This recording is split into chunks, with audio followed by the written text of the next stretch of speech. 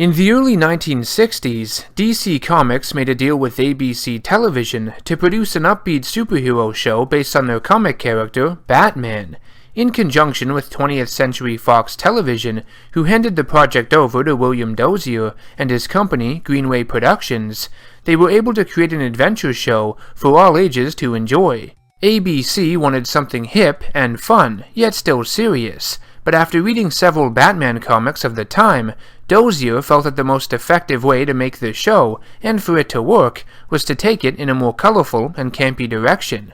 With its unique artistic style, resembling the panels of a comic book, its intentional humor, and the absence of a forced-in laugh track that many comedies of the time relied on, it helped Batman stand out from the rest of the pack. Not to mention, it was in color, during the early days of color television, when it wasn't commonplace in every household to have one. Batman hit the airwaves on January 12, 1966, with the episode Hi Diddle Riddle followed by Smack in the Middle the following night, featuring the iconic villain, the Riddler, played by Frank Gorshin, still my favorite villain performance from the show. Batman would air twice weekly, once on Wednesdays and once on Thursdays, for seasons 1 and 2, and once a week for season 3. In the first 2 seasons during the height of its popularity, though it started to dwindle midway through season 2, Batman and Robin would find themselves battling the episode's villain, only to be captured and placed in some form of death trap set up by the antagonist and their army of goons. The first episode would end in a cliffhanger, urging you to stay tuned the following night and see if the heroes could escape, which of course they always did, in unpredictable and silly ways, might I add. Due to the booming popularity of the show, and after the original season ended, a feature-length film was fast-tracked into cinemas during the summer of 1966. It featured Batman and Robin going up against 4 of their most prominent supervillains at once, something that was unseen up until that point in the series. The villains were the Penguin, the Riddler, the Joker, and Catwoman, who seek to hold the world ransom by dehydrating members of the United Nations with their special dehydrator device that leaves its victims as piles of dust. Due to the higher budget of the film, they were able to design new gadgets and vehicles that would be used later in seasons 2 and 3, like the Batcopter and the Batboat. Unfortunately, because of the rushed time frame between the end of Season 1 and the filming of Batman the movie, the show's creators, writers, and even actors weren't given enough time to figure out what they wanted to do next with the series. In Adam West's autobiography, Back to the Batcave, he lists this as one of the main reasons the show's ratings began to slump in Season 2, and I would have to agree. The show was very popular at the beginning, and they really had something special on their hands. But, unlike most great television shows that find ways to evolve over time, Batman kind of didn't, and the episode format started to become very formulaic and repetitive by the end. I mean, Batman and Robin fight the villains, they get captured, there's a cliffhanger, they escape, and then they defeat them in another fight, rinse and repeat. It was a show targeted at young teenagers and kids that promoted drinking milk, eating vegetables, wearing your seatbelts, doing your homework, and staying in school. But if they tried to write more intricate storylines or add in a few more compelling conflicts into Season 2, maybe it would have been around much longer than it was.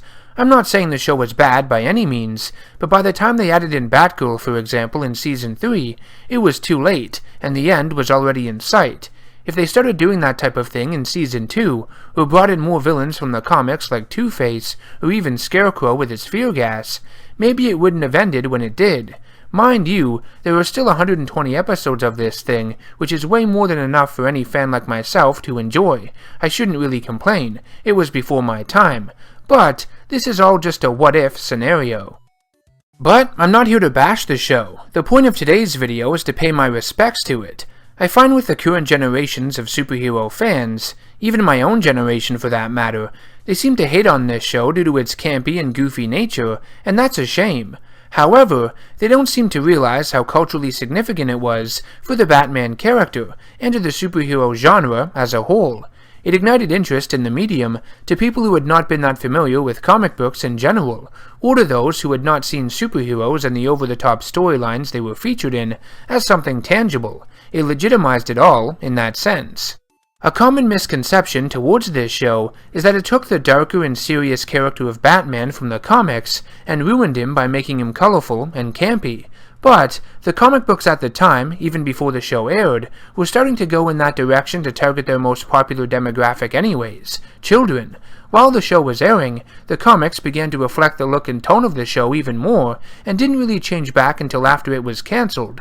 You could argue that was a problem, but even today, we have comic books reflecting the movies in accordance to what's being talked about in popular culture too, so I don't know why that's so surprising to many people. Another misconception is that the show wasn't comic book accurate. Not only was this Batman a crime fighter who championed the notion of doing the right thing, regardless of the cost, but he became the costumed hero after the death of his parents. He references this in the very first episode, when he is almost forced to reveal his secret identity to the world. On top of that, the Batcave, Batarangs, and even Batmobile were all similar to what was being shown in the comics at that time, and some storylines were even adapted into the show. The Penguin goes straight, and Not Yet He Ain't took elements from the very first appearance of the Penguin character from Detective Comics number 58 in December of 1941. The Joker is Wild and Batman is Riled is based on the story The Joker's Utility Belt, found within Batman number 73 from 1952. Hi Diddle Riddle and Smack in the Middle were adapted from the Remarkable Ruse of the Riddler story from Batman number 171 in 1965. Even the Season 2 episodes, His Honor the Penguin and Dishonor the Penguin, which feature the villain going up against Batman to become mayor of Gotham City, was the inspiration for the story for Batman Returns in 1992. The Batman TV series even added new elements to the Batman lore that would be integrated into the comics due to their ever-growing popularity. The villains Bookworm, King Tut, Shame, and Egghead were all created for the series and would find themselves adapted into Batman stories over the years, some more prominent than others. Mr. Freeze, who appeared in the show 3 times played by 3 separate actors over the course of the series, was called Mr. Zero in the comics prior to his first appearance in Season 1. When the name Mr. Freeze stuck, DC decided to rename the character, which has been the same ever since. Despite Batman's campy and upbeat approach, there were several times throughout the series where it took a darker, or better yet serious direction, which might surprise some people. At the end of the first 2-parter, Hi Diddle Riddle and Smack in the Middle, the Riddler's henchwoman Molly falls to her death atop the nuclear reactor found within the Batcave, which is used as the power source for the Batmobile, despite Batman's attempts to save her. In the Bookworm Turns, the evil Bookworm makes it appear that Commissioner Gordon has been shot, and he seemingly falls to his death off the Gotham Bridge, which is shown live on the news. And throughout the entire series, only 2 villains find out the secret identity of Batman. Egghead figures it out through his intelligence and deduction, and King Tut figures it out on 2 separate occasions. The first time with a bug he plants on the Batmobile, and the second when he mines into the Batcave. Batman outsmarts them, of course, and makes them doubt their beliefs, but still. Something the 1960s Batman TV show succeeded in bringing us that no other live-action incarnation has been able to do effectively, at least as I'm recording this. Matt Reeves' planned Batman film, set within the DCEU, might change all that, is have a Batman with not only strong detective skills, but also one that is a genius in the art of deduction and problem-solving. Some movies, like The Dark Knight, dabbled in it a bit. The sequence where Batman has to recreate the bullet using fragments of it found in the wall stands out. In Batman v Superman Dawn of Justice, Batman hacks into the phone of KG Beast as well as the mainframe server at Lex Luthor's party to further decipher the information at the Batcave. Even in Justice League, Batman figures out that the parademons respond to a certain sound pattern. These examples are not amazing by any means, but still make Batman feel more like a detective. Batman Forever even had a part where Alfred and Bruce figure out the identity of the Riddler using his clues. Regardless of these examples, no live-action appearance of the Batman character has been able to fully encapsulate what it means to be the world's greatest detective like the 1960s television show did. Despite solving things with little to no effort, with silly dialogue and forced solutions that helped further the plot along, as the viewer you could rarely keep up with their speed most times, Batman and Robin solved a lot more here than they ever have in their other live-action appearances. They answered riddles, pieced together clues, examined evidence in the Batcave, and strategized their next plan of attack. and even used various gadgets to get out of sticky situations and death traps, much like they did countless times in the original comics. The 60s series made it feel like Batman and Robin were actually detectives, and regardless of the goofy tone of the show, they seemed more intelligent in this department than countless others who have put on the costumes since. Adam West's Batman and Burt Ward's Robin felt clever, sophisticated, always one step ahead of their foes, and whenever they were backed into a corner or caught in some unescapable predicament, they were able to use their wits and know-how to figure a way out. The only Batman to match them on this level is the one found in the Batman animated series, played by Kevin Conroy, but of course, that one is animated. All the live-action ones never seem to focus on the detective aspect of the character, and instead focus on his brooding, combat, and gadgets, among other things. Most people would say the no-killing rule is the most important characteristic of Batman, and in most interpretations it is, but I would say Batman's most important characteristic is his detective skills. If you don't have that, then you are lacking a major component of his characterization. If you look at the versions of Batman that do kill, or are willing to kill, like the older one found in The Dark Knight Returns, or Thomas Wayne's in Flashpoint, you would notice that they still use their detective aspect in some way, so it's the most important and necessary feature of the character. And if you say Batman has to be Bruce Wayne, I would have to argue that Dick Grayson has been Batman before, so has Azrael, even Terry McGinnis. Do we call them Batman when they put on the costume? Well, there you go. Ideally, Batman shouldn't kill, but if he does, I'm fine with it, just as long as you make him a damn good detective. He isn't really Batman unless he has a strong detective element. I'm sick of not seeing it in movies, and honestly, every live-action version of Batman has killed in some way, so they already failed with the first bullet point anyways, so why not just try the second, at least attempt it? Michael Keaton's threw bad guys off churches and set dudes on fire.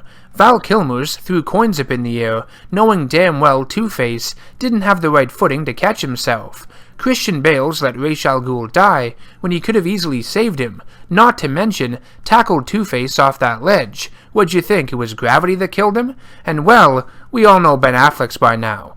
I think ironically only George Clooney's hands are clean of blood, though I guess he's partly responsible for murdering the superhero film genre for a bit, so maybe not.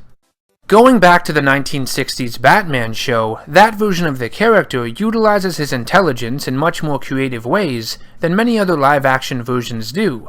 I'm not taking anything away from the other actors, and Adam West isn't my favorite Batman by any means, but you can't deny that Michael Keaton, Christian Bale, Ben Affleck, and all the rest focus primarily on that suit, his gadgets, and punching face, not much else. It's the same reason I find Tom Holland's Spider-Man weak in the MCU. He relies on his allies, and isn't as resourceful as the character is in the comics, but I'm getting off track now. Up until 2014, the Batman TV series was unavailable on home media formats apart from the 1966 feature film. They existed as bootlegs, but fans of the series, such as myself, were only able to watch it when it happened to come on TV or somehow find a way to stream episodes online. It was upsetting. Thankfully, the second this bad boy came out on DVD and Blu-ray, I had to pick it up and watch it in its entirety. The reason it took so long to come out was due to the right issues and negotiations between the parent company of the Batman character, Warner Brothers, and the owner of the program itself, 20th Century Fox. And now that 20th Century Fox is going to be purchased by the Walt Disney Company, that means they will own the show. They own something of Batman. Isn't that interesting? If you haven't seen the 1960s Batman TV series, you owe it to yourself to check it out if you're a hardcore DC fan, Batman fan, hell, a fan of superheroes in general. A lot of people nowadays seem to bash it and claim it ruined the Batman character, but those statements couldn't be further from the truth. It was immensely popular when it first came out, and though it might have been too silly for adults, children ate it up. To them, this was Batman. He was their bright knight in shining armor. He was to me when I watched reruns of it when I was a kid, and I was born in 1994. The comic books began to reflect the campy tone of the show, and it took a while before DC veered away from it, even after the TV series was cancelled. But even still, the 60s Batman did more for the character in mainstream comics than many realize. Without the popularity and success of the television series and its influence on pop culture, I don't think superheroes would have seen the spotlight when they did. Superman the movie might have come out much later, and the MCU, well, it might not have happened when it did either. The entire landscape of the superhero genre could have been changed forever.